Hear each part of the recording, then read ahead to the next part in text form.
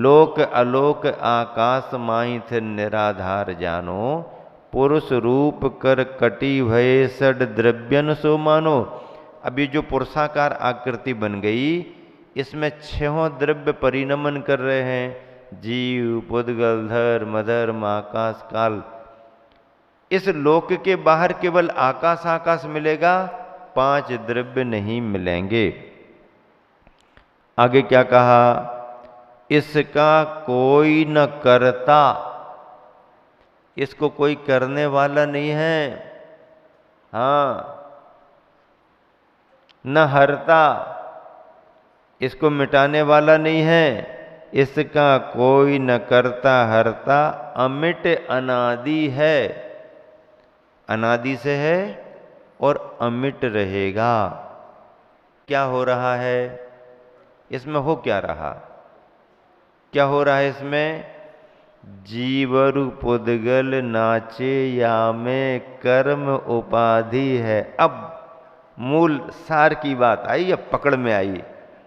ये तो रचना बता दी, ब्रह्मा जी ने बनाया नहीं, विष्णु जी ने संभाला नहीं, महेश ने संहार नहीं किया, ऐसा जैन दर्शन मानता है। वैष्णव दर्शन इस बात को मानता है कि ब्रह्मा जी ने सृष्टि की रचना की, विष्णु जी संभालते हैं, महेश शंकर जी शिव जी आकर के संहार करते हैं। कथानकों के आधार पर, भावनाओं के आधार पर उन्होंने इन सिद्धांतों को मान्यता दी है, इसे भी समझना चाहिए। लेकिन जैन दर्शन के सिद्धांतों को जब पढ़ते हैं तो इसमें कुछ इस रूप में सच्चाई दिखती है कि जो भगवान के स्वरूप में आ गए हैं, अब उनको संसार के इन कार्यों को करने की जरूरत नहीं, वो परमात्मा के स्वभाव में है। इसलिए जैन दर्शन कहता है कि सृष्टि को ना कोई बनाता है, ना कोई संभालता है और ना कोई इसे मिटाता है। लेकिन अनादि अनिधन इस सृष्टि में मुख्य जीव द्रव्य है, और जीव द्रव्य की भटकन किससे हो रही है, पुद्गल द्रव्य के कारण जीव द्रव्य की भटकन हो रही है। धर्म अधर्म आकाश और काल के कारण जीव की भटकन नहीं है, हाँ, क्योंकि ये तो अमूर्त है, इनमें विभाव परिणमन होता ही नहीं, ये सदा शुद्ध स्वभाव में है। परिणमन पुद्गल में होता है और परिणमन जीव में होता है। तो खेल नाटक किसका चल रहा है, धर्म धर्म आकाश काल का नाटक थोड़ी चल रहा। ये जादूगिरी किसकी है, बहरूपिया कौन बना हुआ है। संसार में जादूगिरी जो चल रही है, बस जीव और पुद्गल की जादूगिरी है। हाँ, बहरूपिया कौन है, जीव और पुद्गल बहरूपिया पने में जो अपने रंग रूप को बदल करके बाहर आ जाए वो बहरूपिया। अपने रंग रूप को बदल करके जो बाहर बाजारों में घूमे उसे हम बहरूपिया कहते हैं।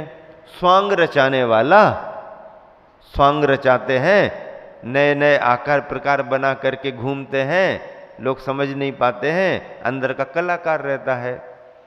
तो ये जो बहरूपिया बना है ये कौन, 6 द्रव्यों में जीव और पुद्गल के अंदर ही क्षमता है कि अपने असली रूप को एक तरफ रख करके और नकली पर नकली, नकली पर नकली, नए नए रूप बना बना करके लोगों का मनोरंजन करा रहे हैं, लोगों को धोखा दे रहे हैं। क्या, लोगों का मनोरंजन करा रहे और लोगों को धोखा दे रहे हैं। नाटक ही तो कर रहे हैं ना, क्या कर रहे हैं, नाटक। जीवरु पुद्गल नाचे या में, अब नाच तो रहे हैं लेकिन किसके कारण नाच रहे हैं? कर्म के कारण नाच रहे हैं। कर्म उपाधि है, नाचने वाला जीव है और नचाने वाला कौन है? नचाने वाला कौन है? कर्म नचा रहा है, कर्म नचा रहा है और नाच कौन रहा है? जीव। कभी कभी आपने देखा होगा महानगरों में चौराहों पर कोई कोई पैसा कमाने वाले अपनी योग्यता से, कला से खड़े हो जाते हैं और देखने में आया कि एक ढोल बजाता है और सामने वाला उसके ढोल पर करता रहता है, उसका ढोल चलता रहता है और सामने वाला अपना दिखाता रहता है करतब। लोग देख देख करके खुश हो करके जब उसका पूरा हो जाता है दे देते। तो जीवरु पुद्गल नाचे या में, नाटक तो सभी कर रहे हैं। अब असली नाटक करने के साथ साथ कई बार नकली नाटक और करने लगते ऊपर से। हाँ, वैसे ही संसार में ये संसार के चक्कर का नाटक तो चल ही रहा। असली रूप क्या है? ना पुद्गल का पता चल रहा ना जीव का। लेकिन इन नाटकों को करते करते घर गृहस्थी के और नाटक करने लगते हैं। हाँ, अनेक प्रकार के नाटक होते हैं। तो ये नाटक तो कर रहे हैं लेकिन नाटक के अर्थ को ही नहीं समझ रहे हैं। किसने कहा? कर्नाटक वालों ने कहा। किसने कहा? किसने कहा? तुमने कहा क्या? आपने कहा क्या? हमने कहा क्या? नहीं। किसने कहा? कर्नाटक वालों ने कहा।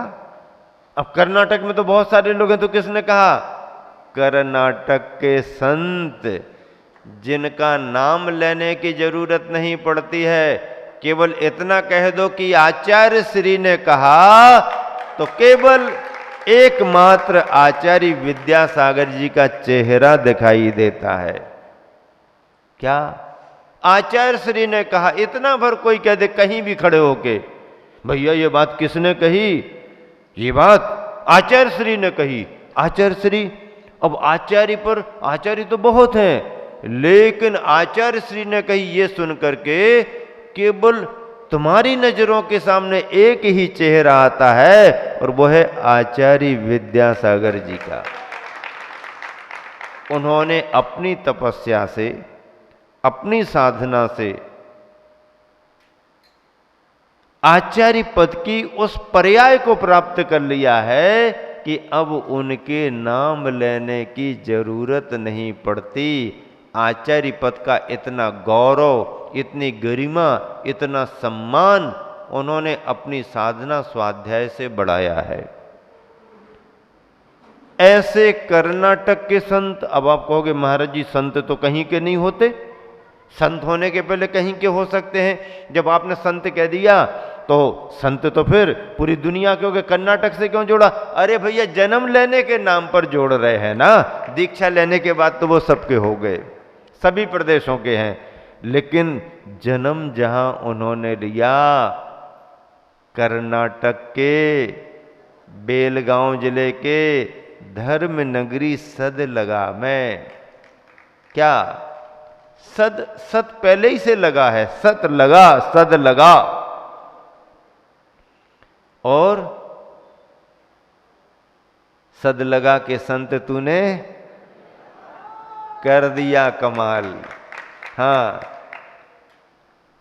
ऐसे कर्नाटक में जन्मे, सदलगा में जन्मे, दीक्षित होकर के बने निर्ग्रंथ मुनि आचार्य, उन्होंने कविता लिख करके कहा।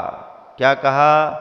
यह सारा का सारा संसार है केवल एक विशाल नाटक, तू इसमें भांति भांति के भेष धर, तू इसे खेल, कोई बात नहीं, लेकिन इतना ध्यान रख कि इस नाटक में भूल कर भी ना अटक। कर्नाटक वालों ने कहा, और कर्नाटक शब्द क्या कह रहा है? कर न अटक कर्नाटक, कर न अटक कर्नाटक। वो कह रहे हैं कुछ कर न अटक, इसका नाम है कर्नाटक। कुछ कर न अटक, इसका नाम है कर्नाटक। मध्य प्रदेश वाले बहुत लाभ ले रहे हैं। इस बार महाराष्ट्र वालों का सौभाग्य जग गया है और अंतरिक्ष सिरपुर जैन पार्श्वनाथ भगवान के क्षेत्र पर चातुर्मास गुरुवार का हो रहा है। अब इस नाटक को नाटक समझो तब ना। हम तो नाटक को वास्तविकता समझने लगते हैं, और वास्तविकता समझने लगते हैं तो दुखी भी होते हैं, सुखी भी होते हैं। लेकिन भैया, जो कलाकार रो रहा है, हंस रहा है, वो केवल तुम्हारे को दिखाने के लिए हंस रहा है, रो रहा है। अंदर से तो वो जैसा रहता है वैसा ही रहता है। इसलिए एक कलाकार की तरह संसार के मंच पर आकर के आप अपना मंचन दिखाओ, लेकिन अंदर से तो परिणाम यही रहो कि ये तो संसारियों को दिखाने का अभिनय नाटक है, हमारा इस नाटक से कोई संबंध नहीं है। ब्रह्म गुलाल मुनि हुए हैं। उत्तर प्रदेश फिरोजाबाद के पास उनका जन्म हुआ था। जैनी श्रावक थे। बहुत कलाएं थी उनके पास, बहुत कलाएं थी, एक से एक कलाएं थी। कभी कृष्ण का रूप बनाए, कभी राम का रूप बनाए, कभी कोई नर्तकी बन करके आ जाए, तो कभी कोई जिसमें सभी को हंसी आए ऐसा रूप बना करके आ जाए। कलाएं बहुत थी। राज दरबार में कला दिखाने को वो जाते भी थे। राजा साहब से बाहबाही लूटते थे। राजा साहब बहुत पुरस्कार देते थे। वो उस इलाके में बहुत प्रसिद्ध थे। हाँ, कोई भी आप जो चाहो वो रूप बना करके लोगों को भ्रमित कर देते थे। लोग समझ ही नहीं पाते थे कि अंदर से ब्रह्म गुलाल बन करके आए हैं। राज दरबार में जब उन्होंने अपनी कलाओं का प्रदर्शन किया तो राजा साहब ने कहा कि मुझे अब शेर बन करके दिखाओ। क्या बन करके दिखाओ? शेर बन करके दिखाओ। तो अब शेर बन करके दिखाओ, तो ब्रह्म गुलाल के लिए थोड़ा मन में भाव आया। शेर बनेंगे, शेर जैसा चलना पड़ेगा, शेर जैसा दहाड़ना पड़ेगा। कोई भी बात करा सकते हैं राजा साहब, शेर बन करके जाएंगे तो करना पड़ेगा। उन्होंने अभ्यास किया, नाखून नाखून अपने बढ़ाए। हाँ, नाखून और दांतों का ही तो काम है शेर का, और काम काय का है? ताकत कितनी हो नाखून, और यदि दांत ना हो तो मतलब क्या है? कितने घुड़ा कर, कितने गुजर, ये करता रहे, वो करता है, ना पंजा है और ना दांत है। तो बिन नाखून दांतों के शेर का मतलब क्या है? तो थोड़े दांतों को भी पैनापन किया, नाखूनों को भी बढ़ाया, उछल कूद भी करना शुरू की, और एक दिन शेर जैसा बन करके और आगे दरबार में अब छलांग लगा करके यहाँ वहाँ, जैसा शेर जंगल का राजा स्वतंत्र है, दरबार में अपनी कला दिखाई। लोगों ने बहुत तालियां बजाई, बाही की। राजा साहब का मन प्रसन्न हो गया कि वाकई में कलाकार, मैंने नई बात कही कि शेर बन के दिखाओ, तो नई कला में वो आ गया। और ब्रह्म गुलाल एक तरफ शांत होकर के हाथ जोड़ करके बैठ गए, क्योंकि राजा का दरबार है, कला दिखाने का समय पूरा, अब तो स्वामी हैं हमारे। तो अभिवादन की मुद्रा में बैठ गए। राज दरबार में राजा का बच्चा भी था। उसने शेर का अपमान कर दिया। अरे ये कोई शेर है क्या? ऐसा शेर होता क्या? ये तो ब्रह्म गुलाल है, ये कोई शेर थोड़ी है। शेर तो कुछ अलग प्रकार के होते हैं। अब ब्रह्म गुलाल का शेरत्व जाग गया और उसने छलांग लगाई और एक झपट्टा बच्चे पर दिया। बच्चा घबराहट में चला गया। लेकिन ब्रह्मगुलाल ने शेर बनने के पहले राजा साहब से, क्योंकि शेर की प्रकृति जानता था, गड़बड़ ना हो जाए, अनिष्ट ना हो जाए, तो पहले ही अभयदान मांग लिया था। राजन, इंसानों की कलाएं अलग हैं, आप खूंखार जंगली शेर बनाना चाहते हो और कहीं शेर से कुछ गड़बड़ हो जाए तो आप प्राण दंड नहीं देना, आप अभयदान दो तो मैं शेर बन करके आऊंगा। राजा साहब ने पहले अभयदान दे दिया था, अब बच्चे ने छेड़ दिया, झपट्टा मारा, बच्चा तो घबराहट में चला गया। अरे राज दरबार में हड़बड़ी मच गई, वो तो गया। राजा साहब बहुत दुखी हो गए, मैंने ही आज्ञा दी, मैंने ही शेर बनवाया, बच्चे की गलती थी, क्यों छेड़ दिया उसके लिए, और फिर इसने तो मुझसे अभयदान ले लिया है। मन में बहुत दुख हुआ, थोड़ा क्रोध भी आया, लेकिन सजा दे नहीं सकते, प्राण दंड दे नहीं सकते हैं। और मंत्रियों के कहने पर राजा को धैर्य बंधाया गया और कहा, राजन आप अभयदान पहले दे चुके हैं, इसलिए इसको प्राण दंड तो दिया नहीं जा सकता।